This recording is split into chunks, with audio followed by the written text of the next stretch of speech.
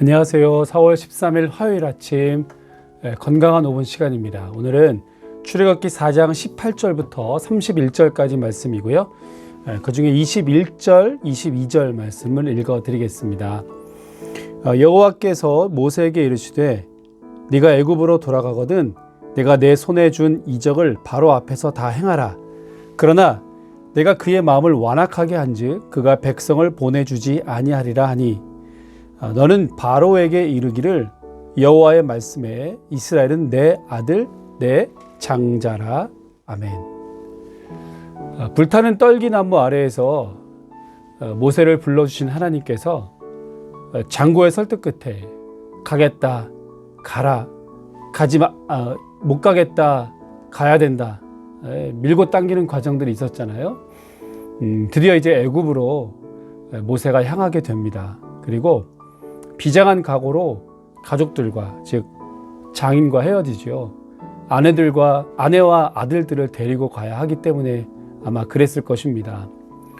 자, 그러면서 하나님께서 모세에게 나타나셔서 또다시 내가 너와 함께 하겠다라고 하는 분명한 약속을 해 주셨습니다. 그것은 바로 모세의 손에 들려진 지팡이였습니다. 전일에는 양을 치던 목자의 지팡이였지만 이제는 하나님께서 함께 하시는 그런 상징적인 의미의 지팡이가 됩니다. 자, 손에 하나님의 지팡이를 잡고 이제 애굽의 바로에게로 향합니다. 자, 그런데 먼저 하나님께서 바로 앞에서 행할 바 그리고 말할 것들을 알려주셨는데요.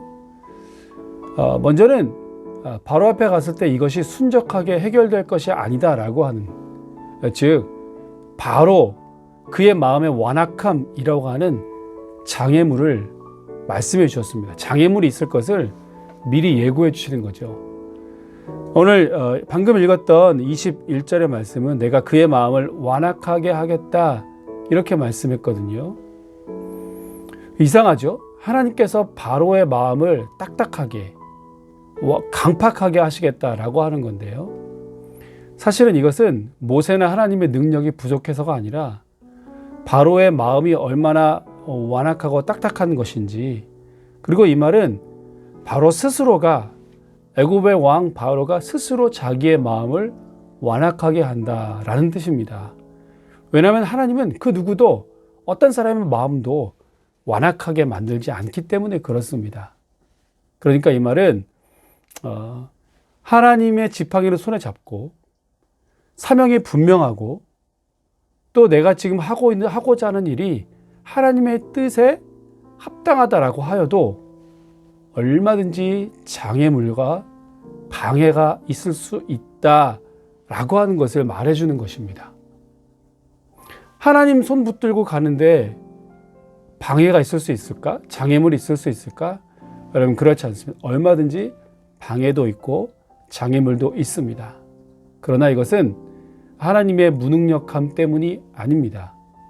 얼마나 세상이 완악하고 또 강팍한지 우리가 살아가는 환경과 여러 상황들이 그렇게 녹록하지 않다라고 하는 것을 우리가 분명히 알고 있지 않습니까? 따라서 그럼에도 불구하고 주님 손 붙들고 우리는 그저 주님 명령에 순종하고 하나님께서 하시는 일들을 바라보고 우린 그저 그의 지팡이를 붙잡고 그저 가기만 하면 되는 것입니다. 아무리 하나님의 뜻이 분명해도 소명이 확실해도 얼마든지 장애도 있고 방해도 있습니다. 이것 때문에 시험 들지 마십시오. 이것 때문에 낙심하거나 절망하지 마십시오. 하나님이 능력 없으신 것이 절대로 아닙니다. 왜요? 종국에는 우리가 승리하기 때문에 그렇습니다. 그렇지 않습니까? 결국 이런 장애물을 만나도 결국 모세는 이스라엘 백성들을 이끌고 애굽을 탈출하지 않습니까? 애굽에서 나오지 않습니까? 이것이 승리의 표본이죠.